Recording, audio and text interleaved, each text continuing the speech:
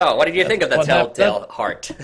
Well, he definitely likes to overthink things, doesn't he? Yeah, yeah, that's the thing. Like, it's a really fun story to read because he's so cartoonishly insane. Hmm. Um, Like but the yeah, that's way the. I pic, Yep, sorry. like the way I pictured this. I nearly said nearly. I'm trying to say testicular character, but I don't think that's the right word. It's taking me so. But the way I picture this character is I picture him as like a very tall man with like striped pants, a curly mustache, and a curly hairdo, and a sinister grin, like a vaudeville villain. Yeah, yeah, exactly. He is like super insane, and that's the thing. Like, it's a very straightforward story. Like I said, it was a very short story.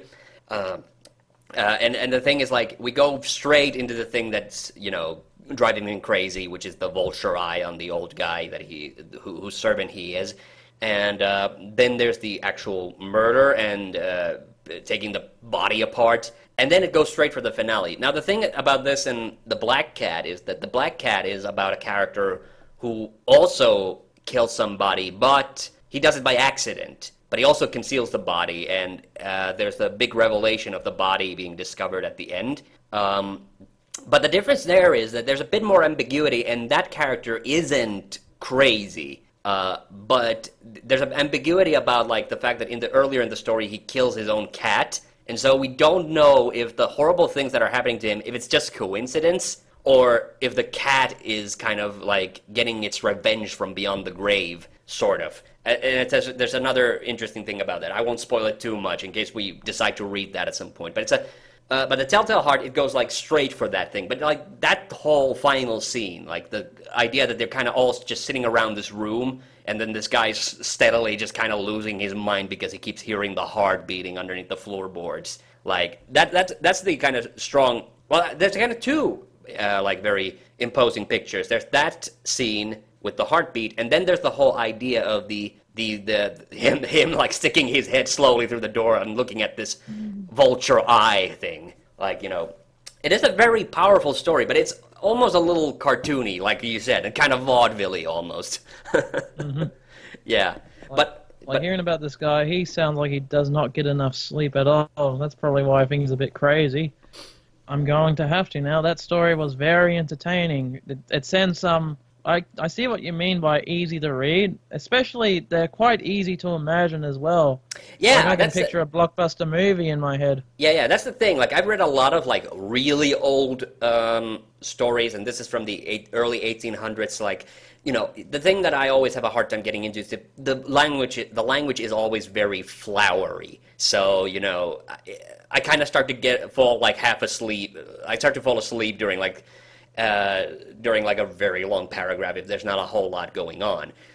Poe does not suffer from that problem, except there's a couple of stories, and I would even say like the Murders in the Rue Morgue is a little guilty of that. The first three paragraphs are kind of very exposition-y before like we get to the actual murder, but I think it does help a little bit like setting up the story because Murders in the Rue Morgue, in case you can't figure it out, it actually takes place in Paris, for instance. But like something like Hop Frog, it gets right to the point. Berenice also has kind of a slow start, and there's one that people talk about. Paul wrote a lot of stories about like tragic female characters, and Berenice is one of those. It's the best one in my opinion. But there's one in this collection called Ligeia, and it's really not so much a story. It's more like almost like a prose poem, but it's like a guy seeing the ghost of his dead girlfriend, basically. So yeah. So those are the kind of post stories that I'm not super excited about. But most of the time, it's like if a post story goes a little awry, it's either at the very beginning, like the first couple of paragraphs are a little boring, or the finale is a little weak. Like the Gold Bug is another good example, which I think we should read because that's actually a really interesting story. It's not a horror story, but it's actually more of like an adventure story. So his wife Saw died. it coming.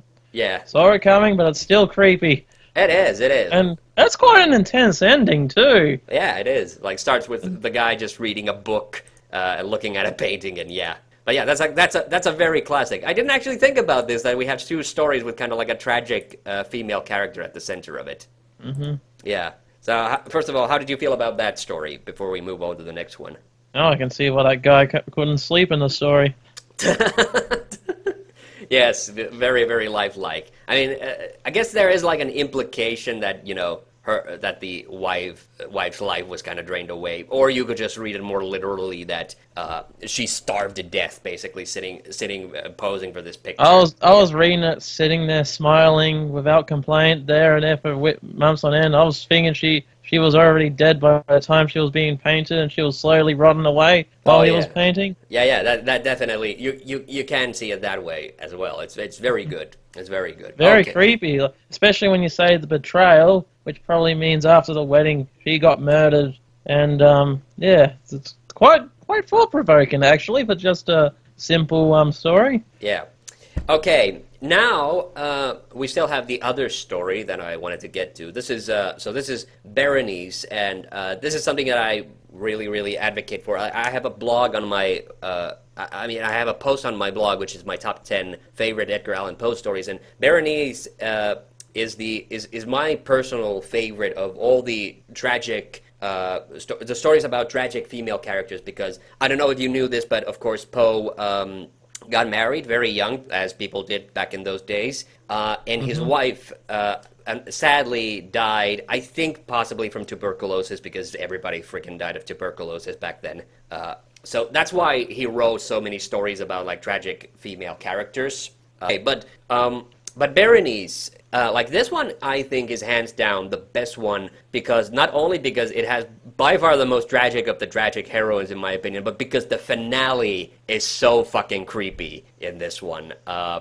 And this is another, like I said, this is a story I read for class back in high school. But the thing, I really was annoyed that it wasn't in this collection that I have. And okay, when I said that name incorrectly several times as Berenice in the previous podcast, that is not the first time that has happened. And it's not the first time that I've confused the story, because this time I'm reading this from the computer Poecast, but I had so much trouble finding this, because even when looking on Wikipedia, I kept misspelling the name as Berenice.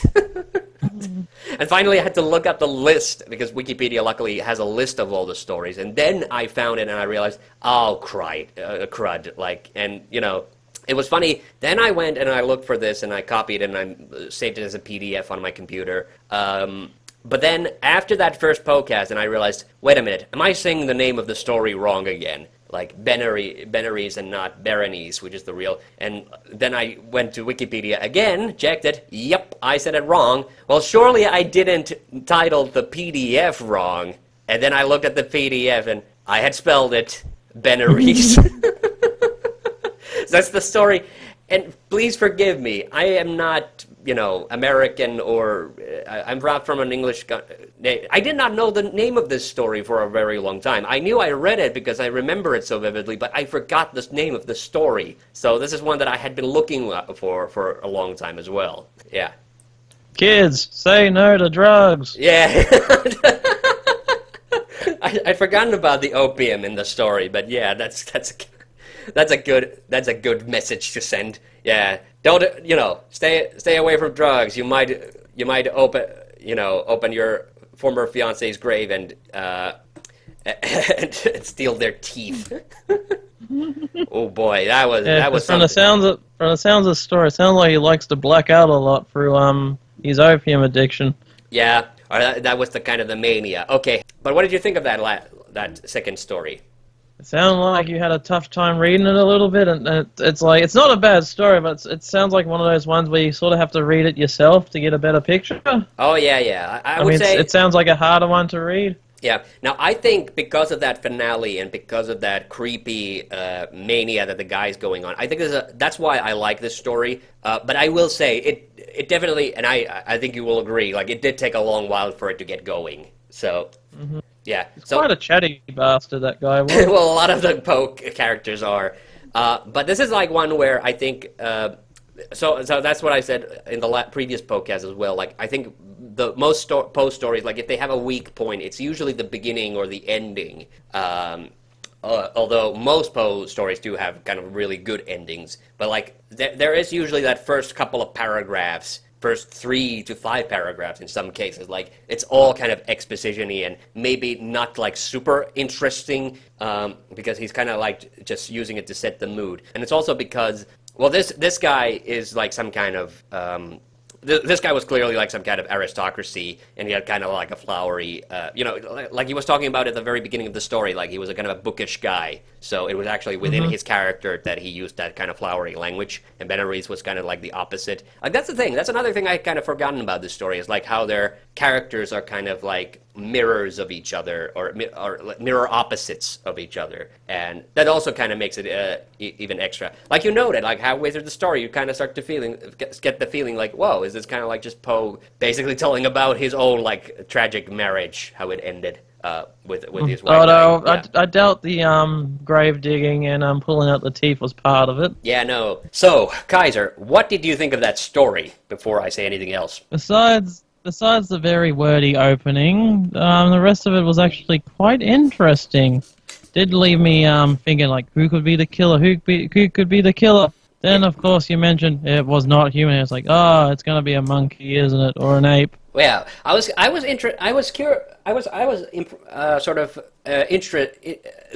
To me, it was interesting that you assumed it was somebody in the crowd or one of the people that they interviewed for the newspaper. I mean, that's how it usually goes in a whodunit. Yes, it is. But so, can you explain a little bit better why did you think it was somebody from the crowd? Quite simply because of the rules of how modern crime stories go. Oh yeah. So, would you consider the conclusion a bit of a cheat, or did you at any point consider that this was some kind of a mysterious individual who committed this murder? Honestly, the ending doesn't surprise me, because it's Edgar Allan Poe. That doesn't surprise me. He turned the whole murder mystery into sort of like a horror movie in the end. I mean, judging by the words that are said, this sounds like one of the very early slasher horrors. Yeah, I always forget how violently he describes that murder. And I'm not gonna lie, when you were describing the orangutan going on his rampage, I was actually looking out my window, hoping there were no renegade orangutans trying to burst into my window. Yeah. Well, the thing is, Poe had this weird thing for orangutans, and they do appear in quite a lot of his stories. Because I was about to ask, how does this story relate to his life? Because he likes to put his life into his stories. I don't know what it was about orangutans specifically, because I don't think he, like, traveled outside the U.S. that much. So what about the characters, the other characters? We didn't get to meet the prefect of the police. He just gets mentioned in this, but he actually does appear physically and has dialogue in the later stories. But what about this narrator and Dupin himself? He definitely reminds me a lot. Oh, sorry, you're getting tired here, stuttering my words. He definitely reminded me a bit of Sherlock Holmes. Yeah, and he does have like almost a superhuman ability. Actually, yep, sorry. Actually, isn't this before Sherlock Holmes? Oh yeah, yeah. At least a good 50 years. Yeah. Yeah, so I'm getting the other way around. Sherlock Holmes should remind me of Dupin. Yes. So yeah, and so you might, because of this story and because I was really freaking impressed with this. Of course, this collection also contains the rest. So this is the what I used to read. This is the Selected Tales, Edgar Allan Poe, the Penguin Popular Classics collection. It does contain the 2 other stories, The Mysteries of Mary Roget and The Purloined Letter. And The Mystery of Mary Roget, the second story, was actually based on a real murder that happened in Paris, or a girl that was murdered, whose body was discovered in the river. And that would actually that makes it sound exciting. But here is where I have to confess and say that the rest of the C. Auguste Dupin stories, sadly, are not as good as The Murders in the Rue Morgue. And the reason for that is that they're not really similar in style, because that's the thing that I really like about this story, that it lays the facts of the case in front of you, so you have a little bit of a chance to figure it out for yourself before we reveal the actual truth. But but the problem is they don't really do that in the other stories. Well, in The Mystery of Mary Roget, It does, sort of. And the Mystery of Mary Roget, it might be the single most boring Poe story, because it reads like a friggin' police report.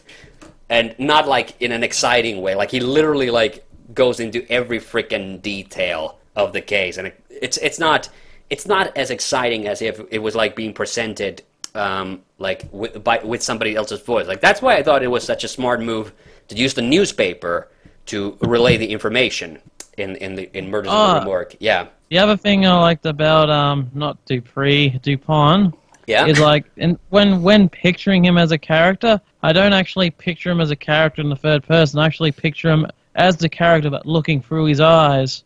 Yeah, that's the thing. The two other stories are also told from the perspective of this nameless assistant, the narrator. And then the Purloined Letter, that's the only one that doesn't have to do with a murder, which is, again, already takes a little bit of the steam out of it. But then it's just not a very exciting. There is a kind of a clever end solution to it. So, and I would say, like, if you want to read any of the other C. Auguste Dupin stories, then maybe read the Purloined Letter. But in my opinion, it's nowhere near as exciting as this one. Because he even, like, goes to the fucking murder scene and, like, you know, gathers up the clues. But, like, I don't know. So I guess Poe just didn't realize, like, what the power of that first story was. So, you know, he just kind of kept trying to... Well, I guess to his credit, like, he tried to not follow a formula. But the irony is that the that the formula he kind of set up in the Murders in the Rue Morgue works so well. So it's kind of a shame that he didn't do it again. Yeah, that's what I was saying, like... When he said that the guy, when he was putting that rope around the box, and himself, and when you leaned in and said innuendo, like, I really, really wanted to say, what the hell is this? Like, bondage and necrophilia. All at the same time. S&M. Yeah, extreme S&M, yeah. So, how did you like that story, The Oblong Box? Personally, I reckon that it's better hearing them from you. Okay, but... Now that you read it, what did you think about it? And also, importantly, did you figure out that the wife was in the box the whole time? Yeah, I did find it a little bit predictable.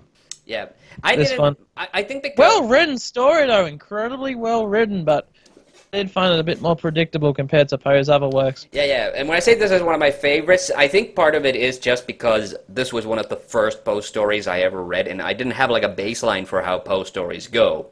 So, for me, it was a bit more of a surprise. I mean, I think I eventually started to kind of guess, especially once they talk about, like, how his wife is acting, you know, weird and vulgar, that, okay, you know, something's up with them, but, like, you know, the fact that the guy basically drowns himself with his, like, wife's body, you know, that's a bit of, you know, that's quite the extreme turn, to say the least. Yeah.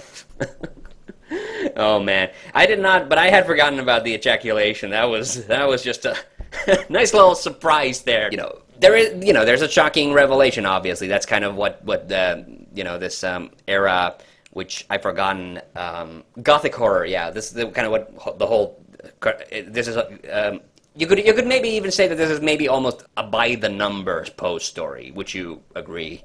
Mm-hmm. A little bit, yeah, isn't it? Yeah, but I agree with you. It's very well written. That's why, and I still, when I come back to it, I'm always impressed. Like, wow, this actually is a really good story. Because I'm always remembering that it isn't as good as I recall. But now, as you were reading it, like, I think again, I thought to myself, this actually is really good. And you deserve full credit for the character lines. You actually delivered those really well. Okay, Well, it's a pretty straightforward story.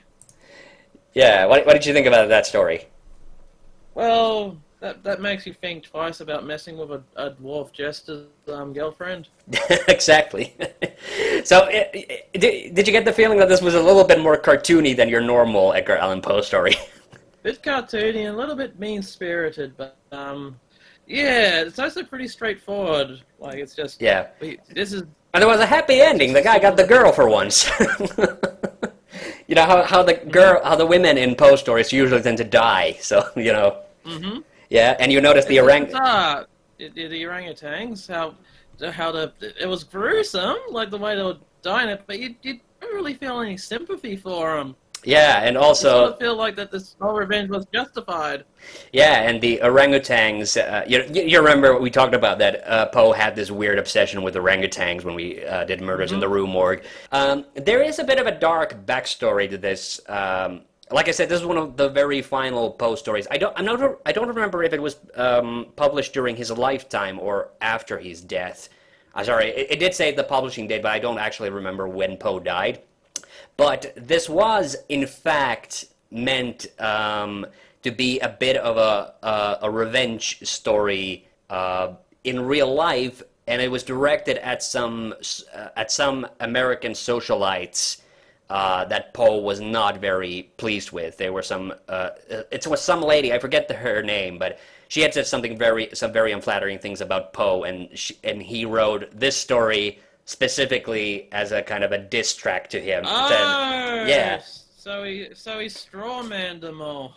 Yeah, so I had forgotten about this, but then I noticed like all the freaking fat jokes that he kept putting in there. And obviously the king and the ministers are supposed to stand in for this lady and her group of friends. So that's what it was about.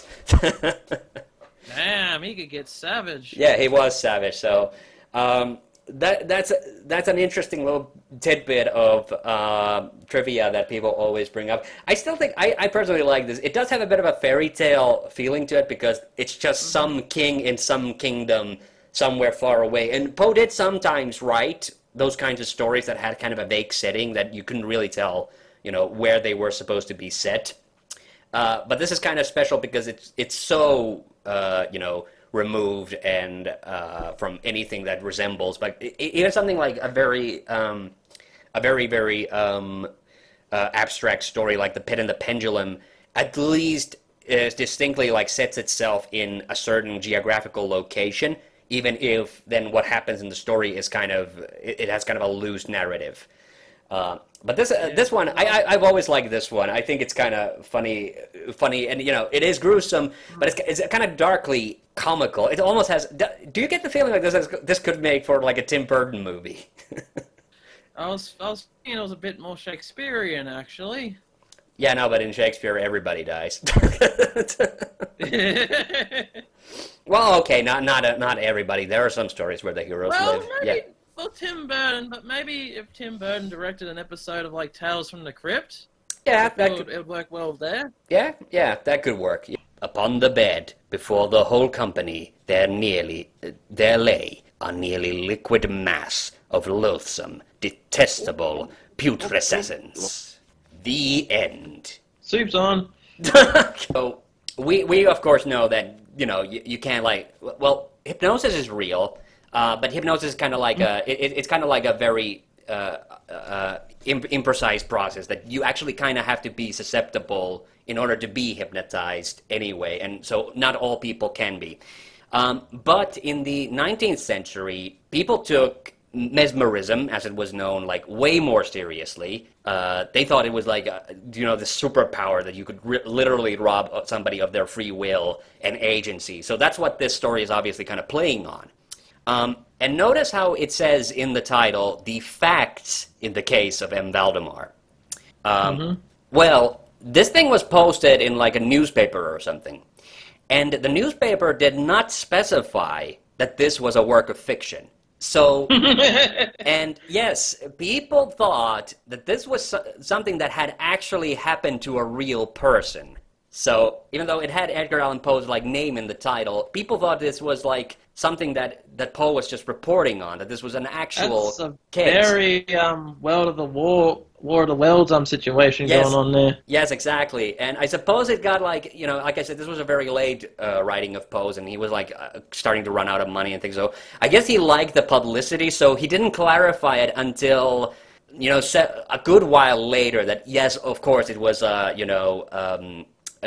work of fiction. But because of that, this is sometimes considered like one of the first big publicized hoaxes in in the press. So like a hoax news story. People thought that's what this was. So that was the kind of interesting bit. Yeah.